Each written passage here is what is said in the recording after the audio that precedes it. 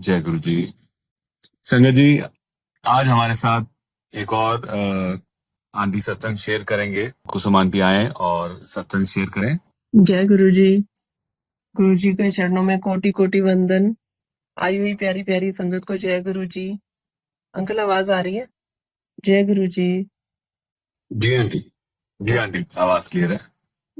जय गुरु जी महाराज। अनंतम शुक्राना आज इस सेवा में बिठाने का, सत्संग शेयरिंग का मौका देने का। और कहते हैं कि गुरु जी की उस्तत ही सबसे बड़ा पाठ है।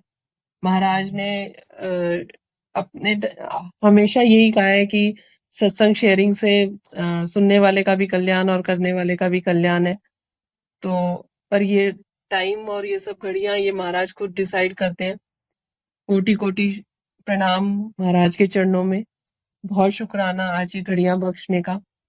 संगत जी, मैं अपनी जर्नी शुरू से शेयर करती हूँ। 25 जुलाई 2020 को पहला कॉल आया था हस्बैंड की, एक ऑफिस में कोलीग थी उसका। और उसने हस्बैंड को बताया था कि ऐसे ऐसे गुरुजी हैं और आप इनको मानो और इनसे बात करो। तो उस टाइम पे इन्होंने थोड़ा बहुत सुनना शुरू किया और मेरी एक फ्रेंड थी, वो जानती थी गुरुजी को, वो लोग मानते थे। तो हमारी आपस में बात हुई तो मैंने कहा हाँ शायद ये वही गुरुजी हैं। और फिर थोड़ी देर ये बात शांत हो गई, उसका फिर से कॉल आया कि आप ज़ूम पे ऐसे-ऐसे सत्संग सुनो और आपको कनेक्शन फ़ील होएगा। तो हस्बैंड ने फिर 12 अगस्त को ज़ूम मीटिंग, ये जो अभी सत्संग शेयर हम लोग कर रहे हैं और सुन रहे हैं, इसी से ही हम लोग कनेक्ट हुए। और गुरुजी का इतना शुक्राना कि हस्बैंड ने वो चीज़ सुननी शुरू कर दी थी और लाइफ बहुत अच्छी चल रही थी उस टाइम पे। ऐसा कुछ नहीं था कि बहुत कुछ वैसी प्रॉब्लम थी, प्रॉब्लम्स चल रही थी, लेकिन वैसे ठीक था। भगवान की कृपा थी, लेकिन मन एक खाली-खाली होता था। जैसे कहीं घूम के आते थे तो खालीपन आ जाता था फिर से। सब कुछ होते-सोते कुछ खालीपन महसूस होता था। तो जब हस्बैंड ने ये सत्संग शुरू किए सुनने, तो मुझे बहुत अच्छा फ़ील होता था और ऐसा लगता था कि हाँ, शायद जो चीज़ हम ढूँढ रहे हैं या जिस चीज़ के लिए तड़प हो रही है, वो शायद अब मिल रही है। और अगर मैं इस लाइन में जाती तो शायद ये नहीं आते, लेकिन ये पहले जॉइन हुए, तो मुझे और भी अच्छा फ़ील होने लग गया था। उस टाइम पे संगत जी मेरे पापा की तबीयत खराब थी और उनको पोस्टेट कैंसर डायग्नोज हुआ था। तो और इधर भाभी का भी यूट्रस वगैरह रिमूव होना था, तो उनकी भी तबीयत ढीली चल रही थी। तो जब थोड़े दिन बाद जब ये रेगुलर सुनने लगे तो सत्संग, तो मैंने कहा कि जब आपका इतना ही झुकाव होता जा रहा है तो आप स्वरूप भी मांगो। तो कोरोना टाइम था, तो एक आंटी से बोला तो स्वरूप का इंतज़ाम हुआ। और मैं गुरुजी के और स्वरूप के साथ इतना कनेक्ट नहीं हो पाती थी, तो मुझे थोड़ा अजीब-सा ही लगता था। लेकिन जब गुरुजी का स्वरूप हम उन आंटी से लेने के लिए गए, तो मैंने घर में आके उस स्वरूप को देखा, कि वो स्वरूप येलो कलर का गुरुजी का चोला है, जो वो बहुत ही मुझे उससे एक अटैचमेंट और एक कनेक्शन सा फ़ील हुआ। रात को ही स्वरूप हमने मतलब फटाफट फ्रेम कराया, लगाया। और लेकिन मन में कहते हैं ना कि जब हम महाराज से नहीं जुड़ते हैं तो हमारे नेगेटिव थॉट्स भी आते रहते हैं बीच-बीच में। तो मैं मन में सोच रही कि शायद पापा को कुछ होने वाला होगा अब, इसलिए क्योंकि पापा का फेस और गुरुजी का फेस मुझे थोड़ा बहुत मैच करता हुआ सा लग रहा था। तो मैंने कहा कि शायद अब ये इनका स्वरूप लग जाएगा घर में। और स्वरूप लगते ही ऐसा लग रहा था कि जैसे कि कोई हमें देख रहा है 24/7। मैं उस रूम में जाते हुए भी बड़ी झिझकती थी कि गुरुजी मुझे देख रहे हैं। तो अंकल ने तो, हस्बैंड ने इतने सत्संग सुने हुए थे, तो इन्होंने यही बोला कि नहीं, गुरु हाथ ही तब पकड़ते हैं जब उन्हें चीजें बहुत बिखरी हुई नजर आती है और वो संभालने ही आते हैं। तो कोरोना का टाइम था, तो हम उस टाइम पे मंदिर भी बंद था। और पर मन में ये आया कि जाते हैं और बाहर से ही मत्था टेक के आते हैं। तो मत्था टेकने के लिए गए, तो अंदर से एकदम से ऐसे आया कि कुछ बना ले। तो मैंने काली दाल और रोटी बनाई और वहीं गाड़ी में लेके मैं चली गई। तो हमें बाहर भी नहीं निकलने दिया मंदिर में, वहां पे उन्होंने मना कर दिया सेवादारों ने कि नहीं बाहर नहीं निकलना। तो वहीं से ही, पर मेरे को ये विश्वास था कि अब ये खाना भी लंगर बन चुका है, और मैंने आके वहीं से और अपने पापा के यहाँ पे वो भिजवा दिया। धीरे-धीरे फिर जैसे-जैसे मैं सत्संग सुनती थी, वैसे मुझे बार-बार सत्संग में यही सुनाया जाता था कि शिव पुराण गुरुजी को मैं हमेशा ये चाहती थी कि मैं किस तरीके से गुरुजी के और करीब आऊँ और कैसे मैं और कनेक्शन उनके साथ बिठा सकूँ। इतना फ़ील होने लग गया था कि एक अलग-सी खुशी महसूस होने लग गई थी और जो पापा की सेहत का चल रहा था, वो इतना महसूस नहीं होता था। गुरुजी ने मुझे फिर शिव पुराण पढ़ाने में लगा दिया। जब पापा का ऑपरेशन हुआ तब भी मैं उस टाइम पे नहीं मिलने गई। मेरे को यही था कि करना गुरुजी ने है और मैं इस शिव पुराण को नहीं छोड़ूँगी, मैं इसको पढ़ती रहूँगी। तो धीरे-धीरे पापा की तबीयत ठीक होती रही और पापा का भी विश्वास इतना बढ़ता चला गया और जब भी वो फ़ोन करते तो वो बड़ा मन भारी करके यही कहते कि नहीं गुरुजी हैं और गुरुजी ही कर रहे हैं सब कुछ। उनकी रिपोर्ट भी ठीक आती गई क्योंकि हमें ये डर था कि कहीं वो स्प्रेड ना हो गया हो।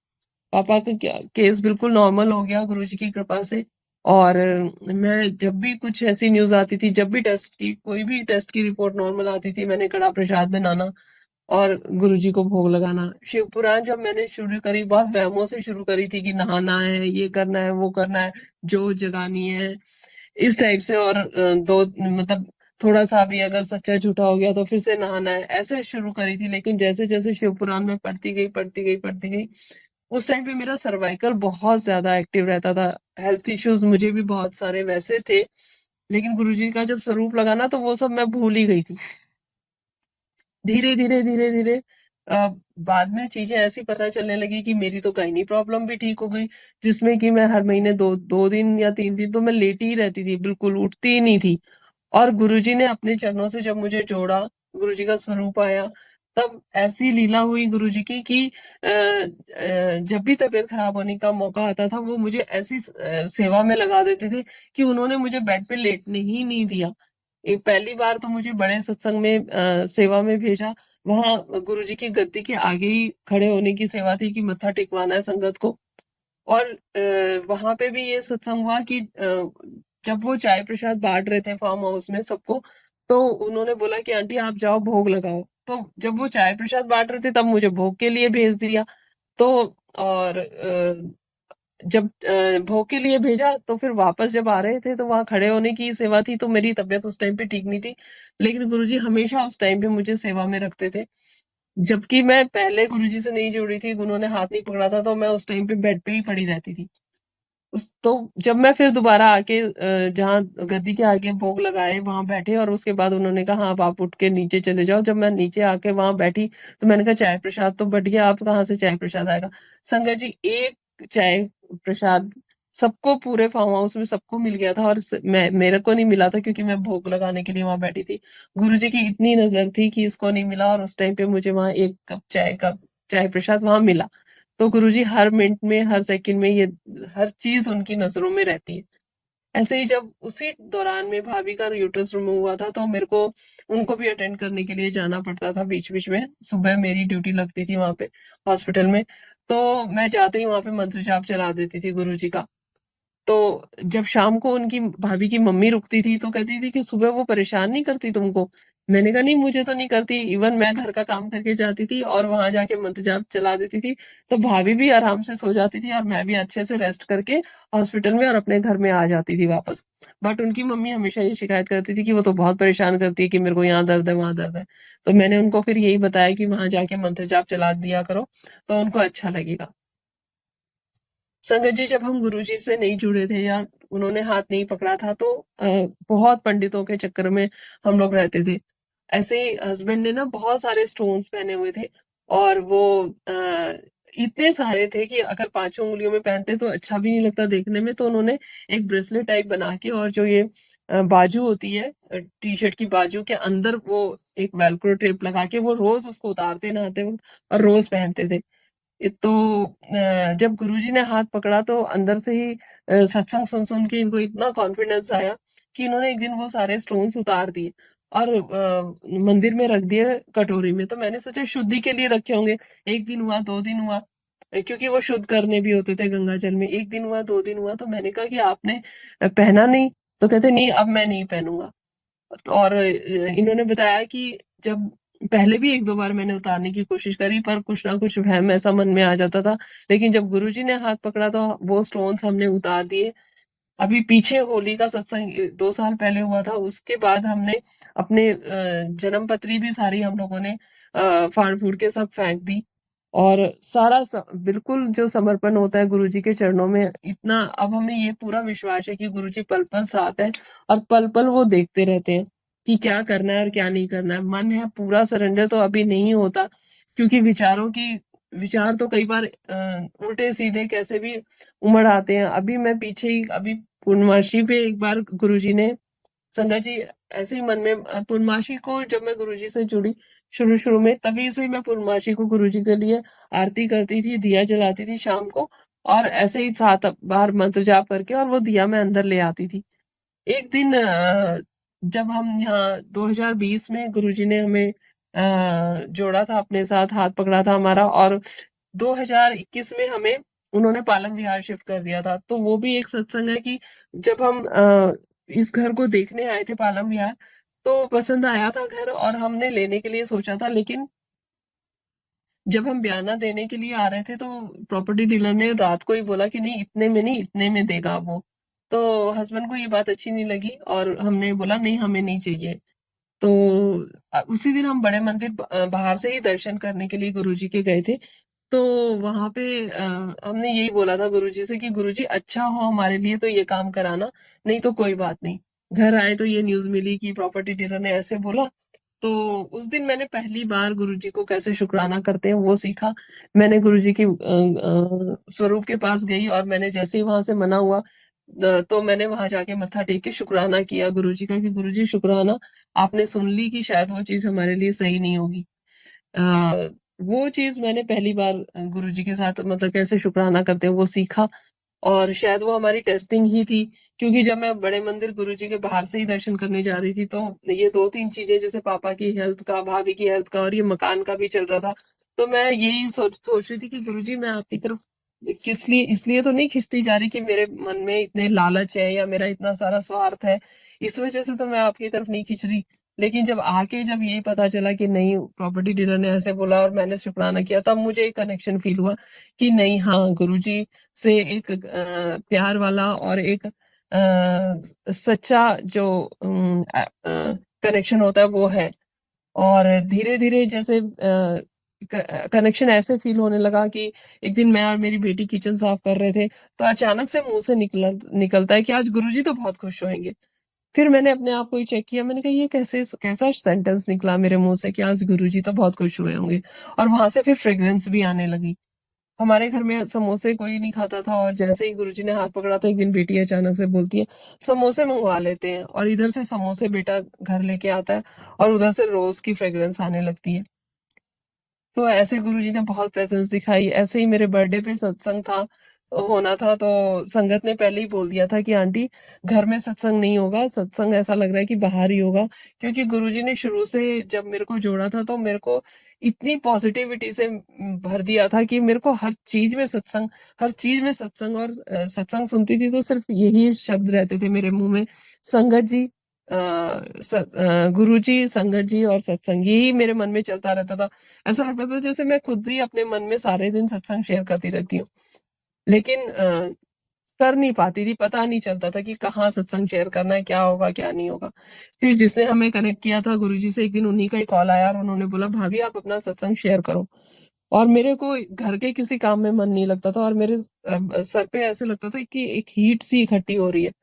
फिर बच्चों ने बोला कि नहीं, आप सत्संग रिकॉर्ड करो, ठीक है। फिर उन्होंने मुझे रिकॉर्डिंग सिखाई, और इसी प्लेटफॉर्म पे, गुरुपुर पे ही जूम के प्लेटफॉर्म पे पहला मेरा सत्संग शेयर हुआ। उसके बाद सत्संग शेयरिंग का मुझे इतना वो होने लग गया कि फिर गुरुजी ने मेरा फेसबुक पे भी सत्संग शेयर करवाया। तो ऐसे करके गुरुजी ने संगत जोड़ने की भी सेवा बहुत ली, और गुरुजी की कृपा से, उनके आशीर्वाद से संगत जुड़ी भी बहुत। तो सबको लग रहा था कि घर छोटा है और संगत तो मतलब बहुत सारी आनी है। लेकिन पहली बार सत्संग होना था, तो मन में ये भी भाव था कि नहीं, घर पे आने चाहिए गुरुजी, घर पे आने चाहिए संगत जी। लेकिन वही कहते हैं ना कि गुरुजी संगत के मुंह से ही बुलवाते हैं। तो संगत ने बोल दिया था कि आंटी आप देख लेना, लास्ट मोमेंट पे आपका चेंज होएगा, लेकिन चेंज होएगा, सत्संग आपका बाहर ही होएगा।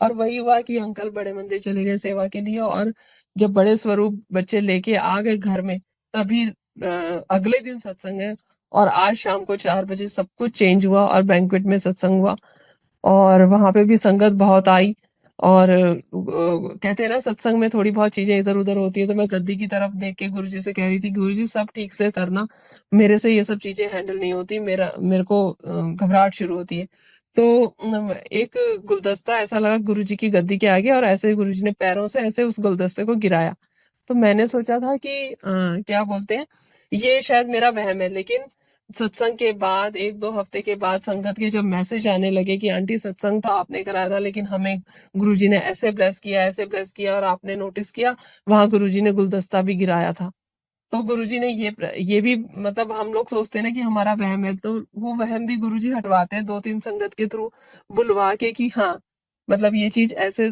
मैंने ही की थी ऐसे ही संगत जी जब बेटी के एग्जाम्स थे 12th के तो मैंने बताया कि हम पंडितों से बहुत पूछते थे तो उन्होंने बोला था कि ये कितनी भी मेहनत कर लेगा लेकिन ये अगर 100% मेहनत करेगा तो भी इसे 50% से नंबर ज्यादा नहीं आएंगे और मैं फिर गुरुजी उस टाइम गुरुजी के बारे में इतना नहीं पता था पर गुरुजी ने यही रियलाइज करवाया कि तब भी मैंने ही किया सारा काम मैं मंदिर जाती थी शिवलिंग पे जल चढ़ाती थी और शिव स्तुति शिव चालीसा पढ़ के आ जाती थी तो बेटे के जब मार्कशीट आई तो 79% उसके नंबर आए जहां उसने बोल दिया था कि 100% भी मेहनत करेगा तो 50% आएंगे तो उस हिसाब से तो गुरुजी ने बहुत अच्छा रिजल्ट उसका दिया और ऐसे ही जब फादर इन लॉ गुजरे 2021 में उनको कोरोना हुआ तो हस्बैंड की यही इच्छा थी क्योंकि बड़े भाई देख रहे थे उनको तो बीच में इनका भी मन था लेकिन घर वाले सब मना कर रहे थे कि नहीं अभी एक ही देख रहे तो उन्हें ही देखने दो तो अंदर से पता था कि पापा की हालत ठीक नहीं है तो हस्बैंड की यही इच्छा थी कि कुछ भी हो मेरे को पापा के पास होना है उस टाइम पे और वही हुआ कि उस दिन भैया का खुद ही कॉल आ गया गुरुजी ने ऐसा भाव डाला उनको कि भाई दिन में तुम देख लेना आ जाना और ऐसे जब पापा ने जाने का टाइम आया तो उस टाइम मंत्र जाप ही चल रहा था और ये पापा के पास ही बैठे हुए थे तो गुरुजी बहुत मतलब एक एक अंदर की बात सुनते हैं अभी पीछे मेरे को जब गुरुजी ने उस टाइम पे शिव पुराण पढ़ाना शुरू किया था तब मेरे को सर्वाइकल की इतनी प्रॉब्लम थी संगत जी कि मैं गर्दन पे ऐसे हाथ रख रख के शिव पुराण पढ़ती थी और हाथ की 3 उंगलियों में पीछे की तरफ मेरे को चिकनगुनिया डेंगू सब हुआ था तो इनके भी साइड इफेक्ट्स रह गए होंगे तो वो भी पेन होती थी लेकिन शिव पुराण पढ़ा पढ़ा के गुरुजी ने अपने पास बैठा बैठा के मेरा वो सर्वाइकल कहाँ गया मुझे पता ही नहीं चला ऐसे ही अभी पीछे कान के नीचे और लास्ट दांत के पीछे वाला जो गड्ढा होता है यहाँ पे मेरे को खाने के बाद पता नहीं क्या होता था मेरा मुंह भी नहीं खुलता था और अजीब सा कुछ होता था मैं बोल भी नहीं पाती थी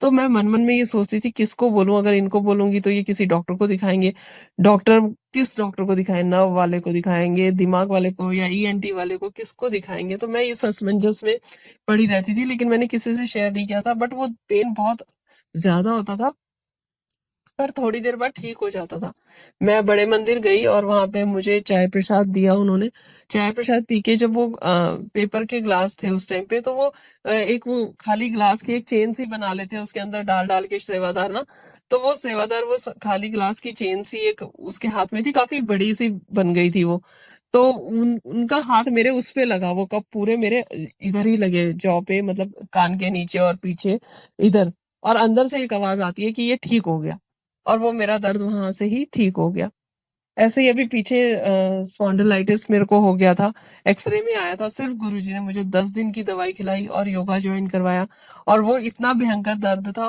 कि वो बाजू में भी ना ऐसे चपके मारता था वहां भी गुरुजी ने मुझे बहुत बहुत ही स्मूथली ब्लेस कर दिया और बहुत ही आसानी से लेकिन हम घबरा बहुत जल्दी जाते हैं फिर गुरुजी ने मुझे जैसे मैं सो रही थी तो एक ऑरेंज कलर का गुरुजी का चोला घर में रखा है तो वो चोला एक दिन दिखा फिर दूसरे दिन दिखा तो मैंने एक आंटी को फोन किया मैंने कहा आंटी चोला पहना देते हैं गुरुजी की गद्दी पे और गुरुजी को और आ जाओ सत्संग करते हैं तो 2 दिन ही सिर्फ सत्संग किया था एक थर्सडे और दूसरे थर्सडे तो वो स्पॉन्डिलाइटिस का दर्द जो था वो 10 दिन की दवाई से कहाँ गायब हुआ जबकि डॉक्टर ने मुझे फिर से भी बुलाया था तो ऐसे गुरुजी ने बहुत मतलब हर हम घबरा बहुत जल्दी जाते हैं लेकिन गुरुजी हर मिनट में साथ देते हैं अभी लास्ट ईयर मेरा 10 किलो वजन एकदम से कम आया हो गया था और हाँ, भूख नहीं लगती थी, मुझे कुछ अनईज़ी सा फ़ील होता था। सुबह मेरी आँख बहुत जल्दी खुल जाती थी। प्रॉब्लम चल रही थी, पर हाँ, सत्संग सुन-सुन के और संगत के साथ है कि सत्संग में जा-जा के सत्संग में जाती थी तो जो भी मिलता था वो प्रसाद खाती थी और बस ऐसे ही थी। लेकिन गुरुजी ने सत्संग सुना के मुझे 2 सत्संग ऐसे सुनाए जिसमें उन आंटी का और अंकल का वेट बहुत कम हुआ और उसमें कुछ भी नहीं, और बहुत छोटा-सा सत्संग था वो 5-10 मिनट का ही, क्योंकि गुरुजी को पता था कि शायद ये ज़्यादा लंबा नहीं सुन पाएगी लेकिन परेशान है। तो सत्संग के ज़रिए उन्होंने मुझे 2 सत्संग ऐसे सुनाए और मेरी रिपोर्ट में कुछ भी नहीं निकला। और लेकिन हाँ, ये ज़रूर पता है कि कुछ ना कुछ तो बड़ा था जो गुरुजी ने मेरा काटा, और रिपोर्ट्स मेरी सारी नॉर्मल थी। और उसके बाद उन्होंने मुझे फिर से ठीक भी किया। ऐसे ही अभी समाधि दिवस पे कहते हैं ना, दिमाग में कुछ ना कुछ विचार कभी-कभी चल जाते हैं। थोड़ा-सा परेशान थी इधर-उधर, दिमाग बहुत विचारों से घिरा हुआ था और अंदर से कहीं से एक कोई आवाज़ थी कि गुरुजी आप सच में साथ हो या कुछ है, तो आज कुछ मंदिर से मिल जाए। ये बात अंदर कहीं चल रही थी और मैं उस चीज़ को भी दबा रही थी कि नहीं, मुझे ऐसे सबूत की ज़रूरत नहीं है, गुरुजी ही साथ हैं और है ही कौन अब साथ। तो ये चल रहा है और मैं उस चीज़ को दबा भी रही हूँ, लेकिन जब समाधि दिवस से दर्शन करके मैं वापस आ रही थी फार्म हाउस में, तो एक अंकल अपनी गाड़ी को सामने से लेते हुए जा रहे हैं और मेरे को कहते हैं कि आंटी ये लो। और एक साथ में आंटी थी, उनको हमें दोनों को उन्होंने पॉकेट स्वरूप दिया। तो कहते हैं ना कि वो अंदर घट-घट की जानते हैं, तो अनंतम शुक्राना। मैं समाधि दिवस पे गुरुजी के रॉकस्टार वाले स्वरूप को देख के यही बोल के आई थी कि गुरुजी इतना ऐसा लग रहा है, मतलब कहते हैं सत्संग शेयरिंग से क्या होता है, हम अपनी ब्लेसिंग्स को फिर से रिवाइव करते हैं, उन्हें फिर से याद करते हैं और एक पॉजिटिविटी के साथ जुड़ते हैं। तो मैं उनको देख के यही बोल के आई थी, मैंने कहा गुरुजी सत्संग शेयरिंग ही करा लो। तो आज अंकल का भी कॉल आ गया। तो अनंतम शुक्राना गुरुजी का। ऐसे ही पूर्णमासी पे एक बार जब हम पालम विहार शिफ्ट हुए तो मन में ऐसा आया कि चलो छत पे बैठते हैं, कहते हैं वो वाइब्रेशन लेनी चाहिए। मैं चेयर पे जाके बैठी और मैंने ऐसे चांद को देखा। पता नहीं मेरे मन में क्या आया, मैंने ऐसे फोटो क्लिक कर ली और वो फोटो मैंने एक दो संगत को भेजी। तो जो दर्शन मुझे गुरुजी के जैसे गाल पे हाथ रख के गुरुजी बैठे हुए हैं, वो मुझे दर्शन दर्शन हो रहे थे और वही उस उन सब संगत को भी हुए। मैंने किसी को नहीं बताया कि मुझे ये दर्शन हो रहे हैं। तो गुरुजी हर पल अपनी प्रेजेंस दिखाते हैं और हमेशा वो साथ है। लेकिन हम जब पूर्ण समर्पण नहीं कर पाते हैं तो डाउट में आ जाते हैं। लेकिन गुरुजी सत्संग के थ्रू या किसी संगत को ही भेज देंगे, कुछ ब्लेसिंग लेके या कोई प्रसाद लेके या गुरुजी का कोई दुपट्टा लेके कि आंटी आ जाओ। मेरे साथ ऐसा बहुत होता है, जब भी मैं बहुत ज्यादा कभी लो फील करती हूँ तो अचानक से किसी संगत का फोन आएगा, आंटी ये ले लो, आज ये दुपट्टा गुरुजी ने ओढ़ा था, मैंने दरबार में लगाया था, ये आपके लिए। तो ऐसे ही एक बार सत्संग में मैं गई थी तो मैं गुरुजी को कह रही थी, गुरुजी आप शायद मैं अभी इस काबिल नहीं हूँ, आप मुझे प्यार नहीं करते। और कभी कभी ऐसा हो जाता है कि कभी कभी तो कनेक्शन बहुत अच्छा फील होता है, कभी कभी ऐसा लगता है गुरुजी पता नहीं कहाँ है या हमसे क्या गलती हो गई है। तो मैं यही मन मन में गुरुजी से बात कर रही थी। तो एक बुजुर्ग सी आंटी आती हैं और मेरे को कहती हैं कि सर पे हाथ रख के कहती, तेरे माँ बाप ने तेरे को बहुत अच्छे संस्कार दिए और उन्होंने मुझे बड़े प्यार से गले लगा लिया। तो मैं उन आंटी से बहुत ज्यादा क्लोज भी नहीं थी या हमारी कोई डे टू डे बात भी नहीं होती, तो ये सब साइन गुरुजी ही भेजते हैं। तो अभी भी सत्संग में जाती है तो कई बुजुर्ग आंटी हैं जो आएंगी और सर पे हाथ रख के प्यार करेंगी और कहती है हमें तो गुरुजी बस यही कहते हैं कि इसको प्यार देते रहो, इसको प्यार देते रहो। तो अनंतम शुक्राना है गुरुजी का। और आज की ये सेवा बख्शने का गुरुजी का बहुत बहुत शुक्राना। महाराज सत्संग सेवा सिमरन की दात बख्शें और ऐसे ही चाव में रखें। गुरुजी ने गुरबानी में सुना सुना के और मांगना भी सिखाया, हमें तो मांगना भी नहीं आता था। किसे ही प्यारे मेल मिलावे, जिन मिलिए तेरा नाम चितावे, सोई करावे जो तुत पावे, मोह से सियानप को चुना आवे। हे सच्चे बादशाह, अपने अंग संग रखना और ऐसे ही सत्संग सेवा सिमरन की दात बख्शना, चाव बख्शना। बस यही सत्संग था मेरा और गुरुजी बहुत बहुत शुक्राना अपने चरनी लगाने का। जय गुरुजी, शुक्राना गुरुजी।